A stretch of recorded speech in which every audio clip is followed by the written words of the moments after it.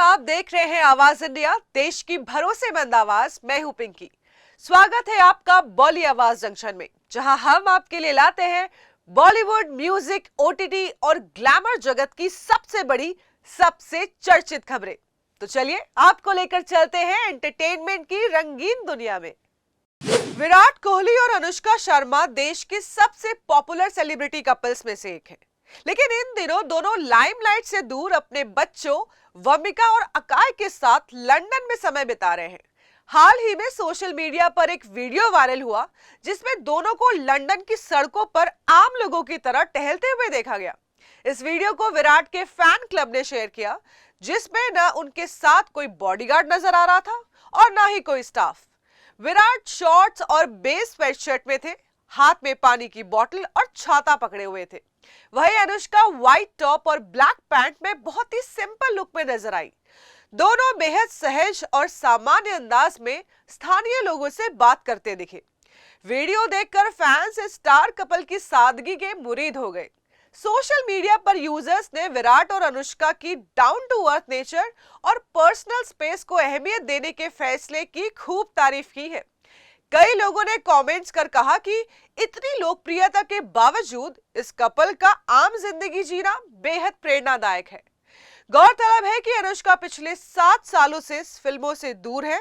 वहीं विराट ने मई में टेस्ट क्रिकेट से संन्यास ले लिया था। इस वीडियो के जरिए फैंस को एक बार फिर अपने पसंदीदा स्टार्स को रियल लाइफ में देखने का मौका मिला। दोनों का ये सिंपल अंदाज इंटरनेट पर खूब पसंद किया जा रहा है। इंडिपेंडेंस डे वीकेंड पर रिलीज हुई हैं 2 बड़ी फिल्में, रजनीकांत की कूली और ऋतिक रोशन की जूनियर एनटीआर की वॉर 2। सिनेमाघरों में इन दोनों फिल्मों ने तहलका मचा दिया है। पहली बात करते हैं कूली की, तो सुपरस्टार रजनीकांत की इस फिल्म ने 4 दिन में ही भारत में लगभग 194 करोड़ रुपए का नेट कलेक्शन कर लिया है। यानी फिल्म अब 200 करोड़ क्लब में शामिल होने के बेहद करीब है। ओपनिंग डे से लेकर रविवार तक कूली ने बॉक्स ऑफिस पर लगातार रिकॉर्ड तोड़े हैं। दूसरी तरफ ऋतिक रोशन और जूनियर एनटीआर स्टारर वॉर 2 ने भी शानदार शुरुआत की है। फिल्म ने पहले 4 दिनों में करीब 174 करोड़ रुपए का कलेक्शन किया।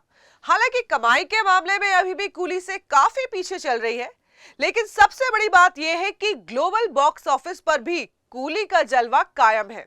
फिल्म ने 4 दिन में दुनिया भर से 350 से 400 करोड़ रुपए तक की कमाई कर ली है और वर्ल्ड वाइड नंबर 1 फिल्म बन गई है। यानी साफ है कि इस हफ्ते बॉक्स ऑफिस पर रजनीकांत बनाम ऋतिक एनटीआर की टक्कर दर्शकों को खूब रोमांचित कर रही है।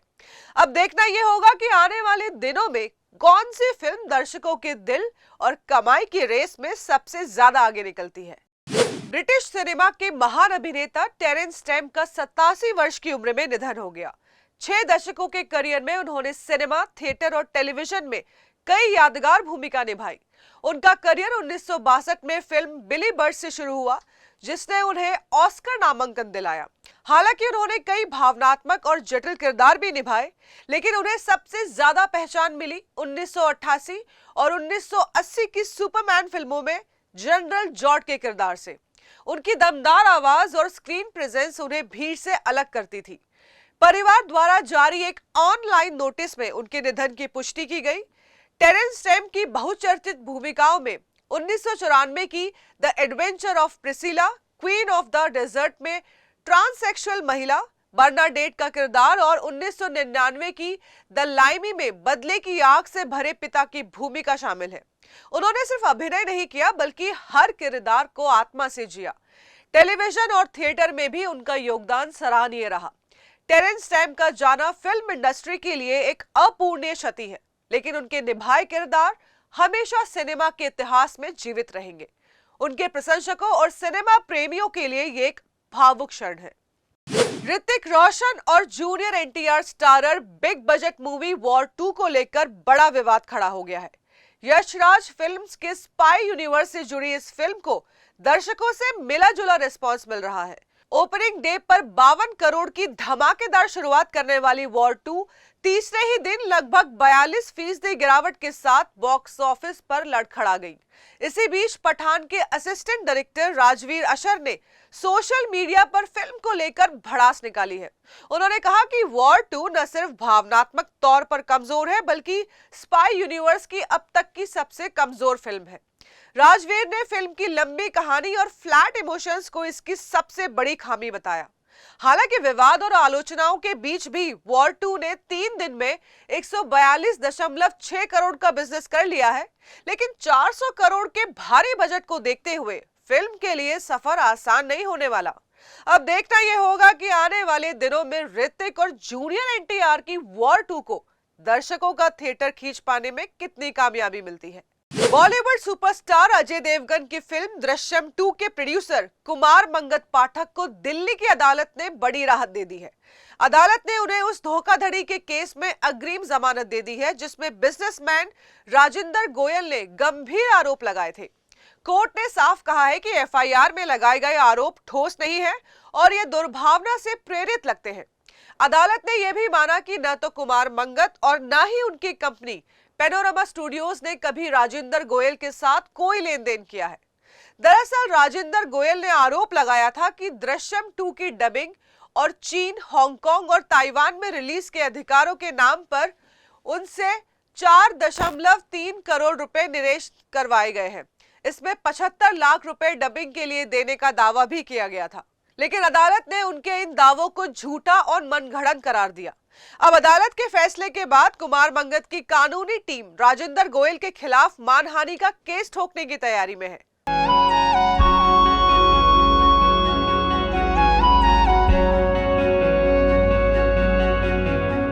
आवाज इंडिया,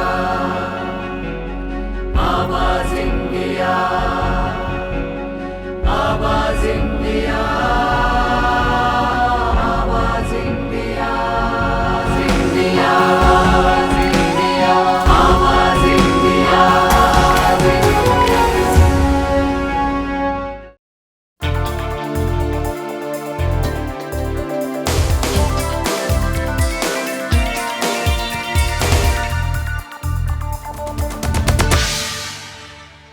हाल ही में मशहूर सिंगर शिबानी कश्यप ने world and S Indian festival New Zealand chapter 2025 में धमाकेदार परफॉर्मेंस दी है। उनकी गायकी और संगीत ने वहां मौजूद दर्शकों को झूमने पर मजबूर कर दिया है। इतना ही नहीं, न्यूजीलैंड के प्रधानमंत्री क्रिस्टोफर लुक्सन भी खुद को रोक नहीं पाए और मंच पर आ ही गए। वो शिबानी के गानों पर थिरकते नजर आए। ये पल सोशल मीडिया पर वायरल हो गया।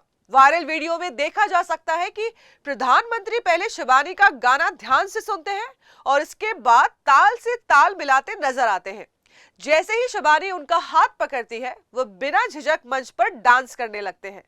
खास बात यह रही कि विपक्ष के नेता भी उनके साथ शामिल हो गए। ये नजारा भारत न्यूजीलैंड सांस्कृतिक संबंधों की झलक बन गया। फैंस इस पल को ऐतिहासिक और दिल छू लेने वाला बता रहे हैं। बॉलीवुड एक ऐसी दुनिया जहां हर शुक्रवार नया सितारा जन्म लेता है तो पुराना भुला दिया जाता है, लेकिन इस चमकदार दुनिया के पीछे एक काला सच छिपा है और वो है घोस्ट राइडर्स।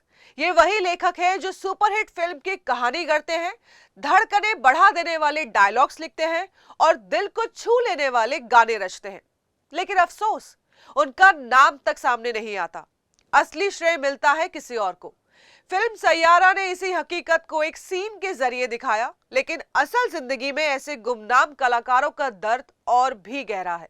दरअसल इंडस्ट्री के कई बड़े दिग्गज भी मजबूरी में कभी इस सौदे का हिस्सा रहे हैं। मेहनत उनकी, पसीना उनका, लेकिन पहचान और कमाई किसी और की।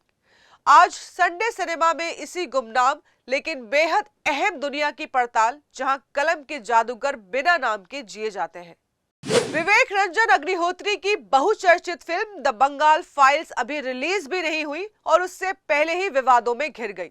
ट्रेलर लॉन्च के वक्त मचे बवाल के बाद अब डायरेक्टर के खिलाफ एफआईआर दर्ज हो चुकी है। यह एफआईआर दर्ज कराई है 1946 के दंगों के दौरान बंगाल में अहम भूमिका निभाने वाले फेमस वॉरियर गोपाल मुखर्जी के पोते शांतनु मुखर्जी ने। शांतनु का आरोप है कि फिल्म के ट्रेलर में उनके दादा को कसाई गोपाल पाठा कहा गया है, जो पूरी तरह से गलत और अपमानजनक है। उनका कहना है कि उनके दादा ना तो कसाई थे और ना ही बकरा काटने का काम करते थे, बल्कि वे एक पहलवान और अनुशीलन समिति के मुखिया थे। इतिहास में उनका नाम दंगों को रोकने वाले एक बड़े नायक के तौर पर दर्ज है, लेकिन फिल्म में उन्हें गलत तरीके से पेश किया जा रहा है। शांतनु मुखर्जी ने साफ कहा है कि विवेक अग्निहोत्री को सही रिसर्च करनी चाहिए थी और परिवार से संपर्क करना चाहिए था, लेकिन बिना किसी तथ्यों की जांच के गलत जानकारी को फिल्म में परोसा गया। इस मामले को लेकर उन्होंने एफआईआर तो दर्ज कराई ही है, साथ ही विवेक अग्निहोत्री को एक लीगल नोटिस भेजकर पब्लिकली माफी मांगने की भी मांग की है।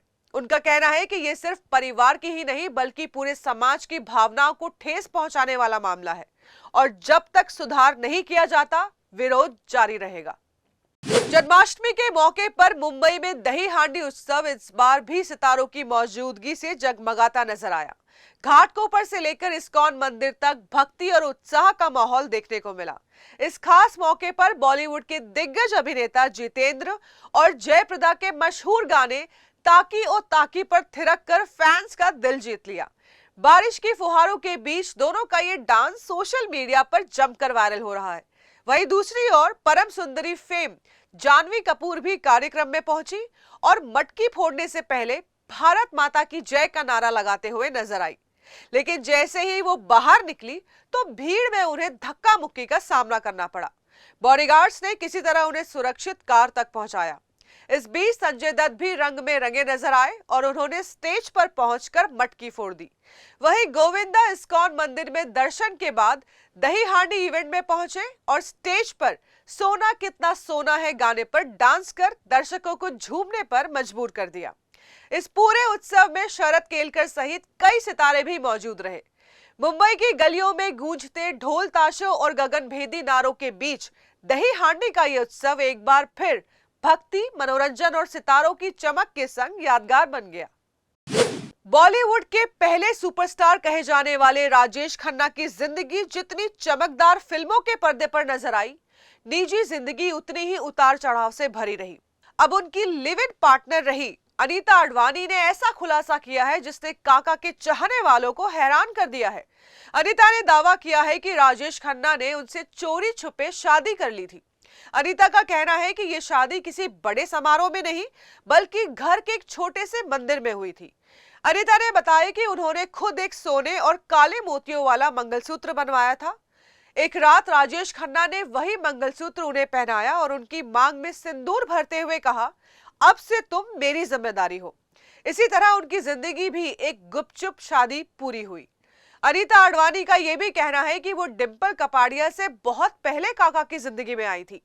डिंपल से राजेश खन्ना ने 1973 में शादी की थी, लेकिन शादी के कुछ सालों बाद ही दोनों अलग हो गए थे। हालांकि दोनों ने कभी तलाक नहीं लिया।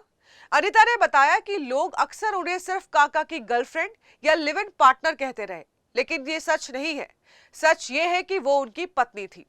यही नहीं, अनीता ने अपनी पीड़ा जाहिर करते हुए बताया कि राजेश खन्ना के निधन के बाद उन्हें उनकी प्रेयर मीट में शामिल होने तक की इजाजत नहीं दी गई। बाउंसर तैनात कर दिए गए थे ताकि वो अंदर न जा सके। दोस्तों ने उन्हें कैमरे के साथ जाने तक की सलाह दी, लेकिन उन्होंने इस पवित्र मौके पर ऐसा करना उचित नहीं समझा और वो चुपचाप दूर रही। अनीता अडवाणी ने यह भी कहा कि राजेश खन्ना का आखिरी वक्त बेहद अकेलेपन और दर्द में गुजरा। कैंसर से जूझते हुए वो दिन भर रोया करते थे और शांत रहने लगे थे। उन्हें अपनी मौत का अंदाजा हो चुका था। साल 2012 में काका का निधन हुआ और तब भी उनके बेहद करीब रहने वाली अनीता को अंतिम वक्त में दूर रखा गया। बॉलीवुड के इतिहास में राजेश खन्ना का नाम एक ऐसे सुपरस्टार के तौर पर दर्ज है जिन्होंने पर्दे पर रोमांस और सफलता की ऊंचाइयों को छुआ, लेकिन निजी जिंदगी में उन्हें तन्हाई और रिश्तों की कसक हमेशा खलती रही। तो फिलहाल के लिए आवाज इंडिया के बॉली आवाज जंक्शन में बस इतना ही। जल्द मिलेंगे कुछ और ग्लैमर भरी कहानियों के साथ। तब तक दीजिए इजाजत। नमस्कार।